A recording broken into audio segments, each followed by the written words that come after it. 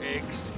If you're looking for me, you better check under the sea, 'cause that is where you'll find me, underneath the sea. Welcome to Water Damage with your host Gil Mancha. This is my chronological discussion of the King of the Seven Seas, Aquaman. Disclaimer, I will be actively getting and collecting issues as we go, and I'm trying to only cover issues that I have a physical copy of or are in a collected edition.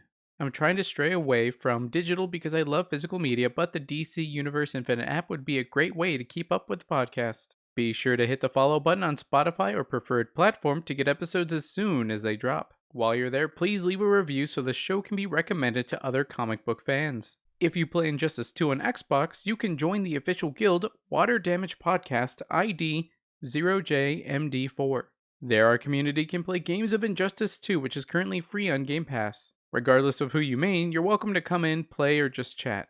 Follow the Twitter or X account at Water Damage Pod to see when I go live. We can chat and play some games. In today's episode, we're covering Adventure Comics 270, The Menace of Aqualad. Links will be in the podcast notes. This issue was released in March 1960. Let's take a look back at what else was happening that month in history. Do it again! Using March 1st as our date, the top of the music charts in the US was Theme from A Summer Place by Percy Faith, and in the UK was Why by Anthony Newley. The top of the box office was Ben-Hur. Popular shows include The Ed Sullivan Show, Tonight starring Jack Parr, Wagon Train, and 77 Sunset Strip. If you were a child or teen, you'd be watching TV shows like Captain Kangaroo, The Gumby Show, Clutch Cargo, and Snooper and Blabber. Popular toys include Basket, Miniature Basketball, The Hula Hoop, Tonka Trucks, and The Troll Doll. Theme from A Summer Place by Percy Faith is the most popular version of this theme, an instrumental orchestral arrangement. It was released a few months before the film A Summer Place came out. It wasn't an immediate hit, but after several weeks, it made it to number 1 for 9 consecutive weeks. It's a classic song. Listen to it for a few seconds and, oh yeah, you've heard it before. The Mario Kart Super Circuit Shy Guy Beach track uses the same melody as this song. It wouldn't be me if I didn't include The Simpsons in some way. In the episode, Homer's Barbershop Quartet, Jasper sings the tune in his audition for Homer's quartet, the B Sharps, using the title as the lyrics. Why by Anthony Newley is a repeat from episode 18, so check out our segment on that for more info. Ben-Hur, The Ed Sullivan Show, 77 Sunset Strip, Wagon Train, The Gumby Show, and Clutch Cargo have also been covered in previous episodes, so if you're following along chronologically with me, you already know about them. Tonight starring Jack Parr is an American talk show hosted by Jack Parr from 1957 to 1962. Jack Parr was the second host of The Tonight Show. I didn't see a way to see the show in its entirety, but you can find many clips, some 40 plus minutes long on YouTube. Captain Kangaroo was a variety show for kids featuring stories, skits, vaudeville acts, songs, games, and other educational activities. Like the last show, I couldn't find any official source to watch the show, but YouTube has some complete broadcasts and clips.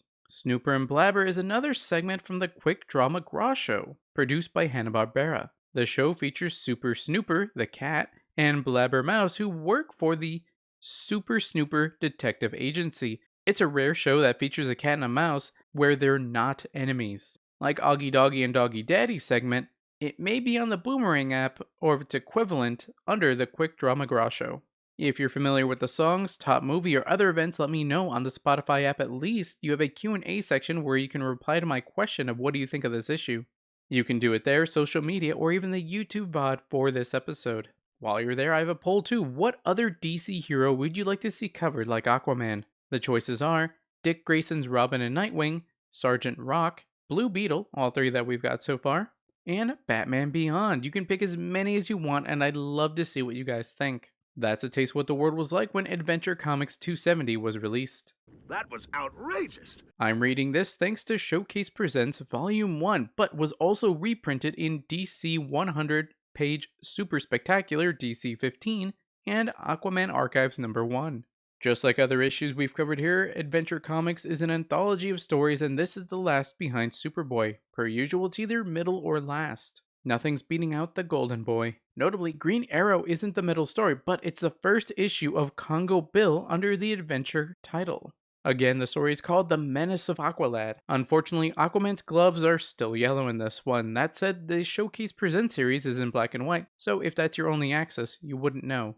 This is the first issue where Aqualad is addressed by name and is the first appearance of the Aqua Cave. The story was written by Robert Bernstein, penciled and inked by Ramona Fradden. This cover Adventure Comics focuses on the Superboy story, so we'll focus on the first panel of the Aquaman story. The Aquaman name is written in a green-yellow color. In the panel, we see both Aquaman and Aqualad underwater with a sunken ship in the background. Aquaman's standing in shock while Aqualad is swimming toward him with an angry look on his face while holding a spear gun. Aquaman makes this clear with his thought bubble. Aqualad is hunting me with a spear gun. He has a wild gleam in his eyes as if he intends to make that fortune teller's prophecy that Aqualad will replace me as the king of the sea come true. The text explains how the old fortune teller said that someone new in your life will replace you as king of the sea. So obviously he thought of Aqualad. He wasn't worried because Aqualad is loyal, but one day series of strange events occur that make him think otherwise when he confronts the Menace of Aqualad. Since this comic isn't on the DC Universe Infinite app, I can't read you guys the About This Book section. After the break, we'll summarize the issue. Is Aquaman finished? Can you make it to the bathroom before we return with part 2 of the show?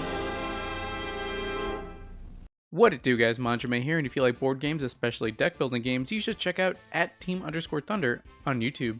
There we have unboxings and games of Legendary, a Marvel deck building game, the DC deck building game, the Transformers deck building game, and many more. That's also where you can find VODs for this and Accelerated Visions, a Spider-Man 2099 podcast where you can directly leave a comment and we can discuss the issues. The Superman Aquaman Hour of Adventure, featuring Aquaman, King of the Seven Seas, and your favorite comic book superheroes in their own adventure stories. It's 60 minutes of thrills and fun, next on most of these stations.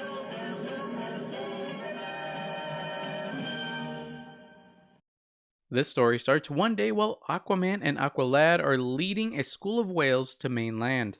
They're stopped by the admiral of a ship and they inform Aquaman that since his birthday's coming up on Sunday, the ship's cook baked him a birthday cake.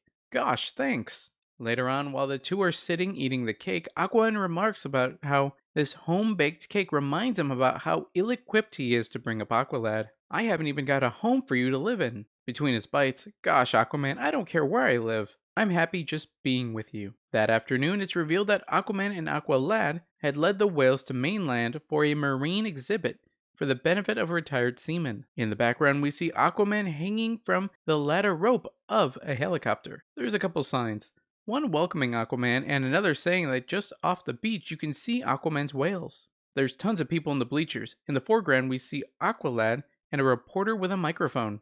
Now our special guest, Aquaman, will perform a death-defying dive from a helicopter half a mile up. An unseen person in the crowd is worried, but the tide's up. Aquaman will be killed. Minutes later, as Aquaman dives, he thinks about the situation. He muses about how, naturally, if he dived half a mile into 6 feet of water, he'd be killed. He'll surprise the crowd by not reaching the water at all. Soon we cut to the crowd.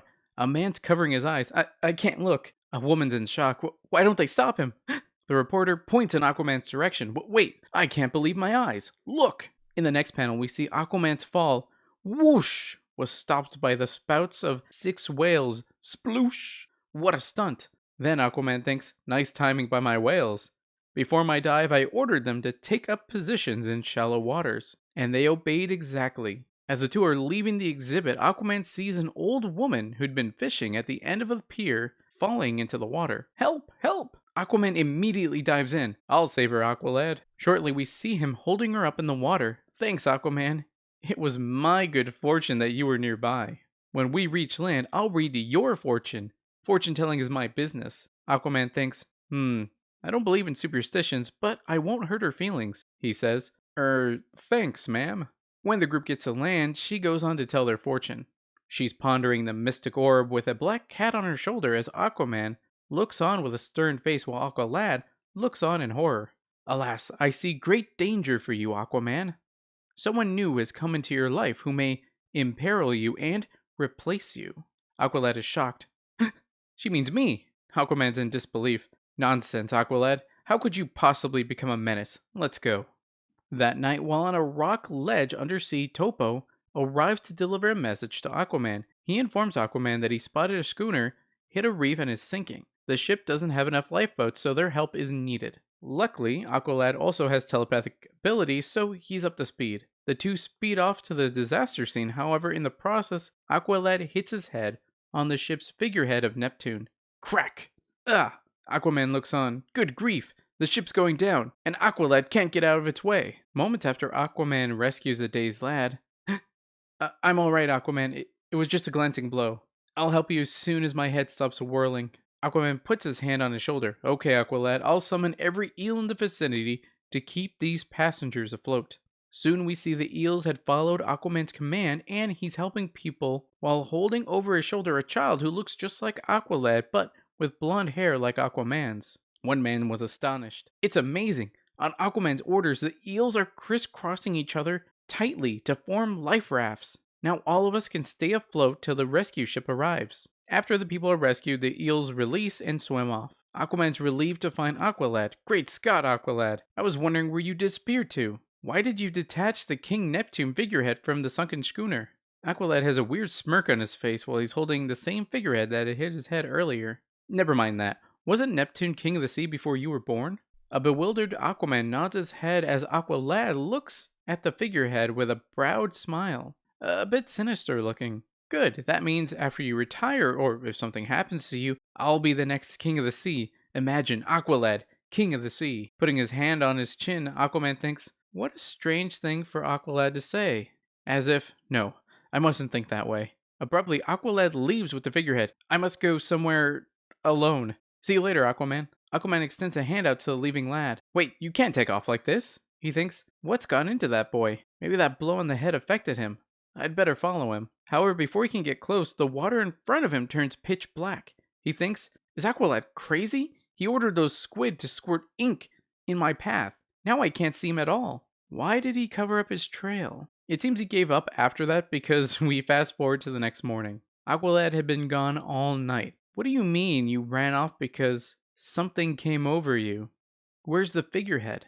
Aqualad is sitting while throwing rocks. I forget. By the way, Aquaman, we can't breathe for more than an hour out of water. Unless we have a water-breathing device, right? Zoom in on their faces. Right, whenever I go ashore for more than an hour, I wear a bubble helmet full of water. Why do you ask? Aqualad narrows his eyes. Just gathering useful information. I'd hate to be trapped on shore without a water helmet. Now let's go on patrol. At that moment, nearby we see two people under a boat. Zzz. One person thinks, there goes the boat's glass bottom completely cut out by our acetylene torches. After the ship sinks, we'll remove all the rare fish kept on board in bowls and tanks. Soon while on patrol, Aquaman and Aqualad pass by a ship. One passenger says, Aquaman, thank goodness you're here. I'm Professor Tyson, the ichthyologist. Skin diving thieves cut out the bottom of my glass bottom boat. They want to steal my priceless fish specimens. Immediately, Aquaman rallies Aqualad and they dive to the bottom. Aquaman thinks these pirates must have known that Professor Tyson has the world's most valuable collection of rare fish. They... Aqualad, he's deserting me. I must battle these thieves alone. Although underwater, one of the pirates is holding a spear gun and says, Aquaman's here. Kill him. 4 pirates, all holding spear guns, encircle Aquaman. One thinks, we've got him. I'll signal to my pals to finish Aquaman off. Desperate, Aquaman looks up and sees glowing fish swimming nearby. Aqualad ran out on me, but I'm not done for yet. That school of fish passing overhead. I must use them. Aquaman sends his telepathic command to the fish. Aquaman thinks it's sheer luck those luminous fish swam by. Their gleaming reflections are rebounding off pieces of the glass bottom. While the pirates are blinded, I can handle them. One of the blinded pirates thinks, I can't see, I'm blind. As Aquaman is punching out the blinded thieves, we see Aqualad in the foreground, not helping at all. Aquaman thinks, holy smokes, Aqualad is back again, but not to help me. He's making off with a glass fishbowl and a spear gun. What does he want the gun for? What's he up to? Later that afternoon, Aqualad is standing on a buoy while Aquaman is in the water floating. Here's where we get our quote of the issue. What's the matter, Aquaman? I don't know. The fish are trying to tell me something. Sorry, Aquaman, I can't explain my actions. Think what you like. This is probably the worst thing you could say because it sounds so suspicious. You could say I'm recycling or I'm working on a project. Even though at this point we don't know exactly what he's doing with these objects, those lies would have been better than saying just think what you like. Aquaman justifiably looks at him with a raised eyebrow and thinks, what's wrong with this boy? Did he want me to be killed? Where'd he hide that gun and why? Maybe that knock on the head did injure his brain. That night, the two are underwater chilling out at the wreckage of a ship on the ocean floor. Aqualad is busy sewing while Aquaman looks on thinking, maybe he's become obsessed with the fortune teller's prophecy to replace me as the king of the sea. Look at him make that huge net out of seaweed. What will he do with it? And that glass bowl he took. Will he use it as a water-breathing device? Intending to trap me on land? Without any device of my own to breathe through? I don't know what to think anymore. His eyes get heavy and he drifts off to sleep. The next morning as he gets up, swish! The net! I walked right into it, entangling myself. Maybe Aqualad deliberately hung the net here to capture me. In my half-asleep state, I didn't notice where I was going. Shortly, he's entirely entangled. Great guns, a narwhale is swimming toward me. He must be maddened. He won't respond to my telepathic command, and Aqualad isn't here to help me. Maybe he planned things this way, hoping I'd be destroyed by this trap. The narwhale jolts at him, whoosh, and rips the net. Aquaman thinks, only one thing to do, move my body like a bullfighter to avoid the narwhale's horn. The narwhal makes a U-turn back at him, whoosh. His tusk sliced open part of the net, but the narwhal is giving me no time to struggle free. He's rushing me again. Here he comes. Wunk. It misses and gets itself stuck in the shipwreck's mast. Wow, that was close. I flung myself to one side just in time. Now to get out of this net and slip over the narwhal. Shortly, Aquaman's able to both free himself of the net, but also entrap the narwhal in it. There, you can't do any harm now. Look who's arriving very conveniently after the peril is past. Aqualad is going to account for his odd behavior, or he's going back to Atlantis. After the two get to the surface, a scowling Aquaman tells Aqualad, so you're sorry I was trapped. I suppose you're sorry, too, that you left me alone to fight those skin divers.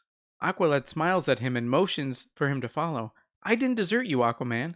It was I who spied those luminous fish and sent them to follow you. Follow me and you'll have your explanation.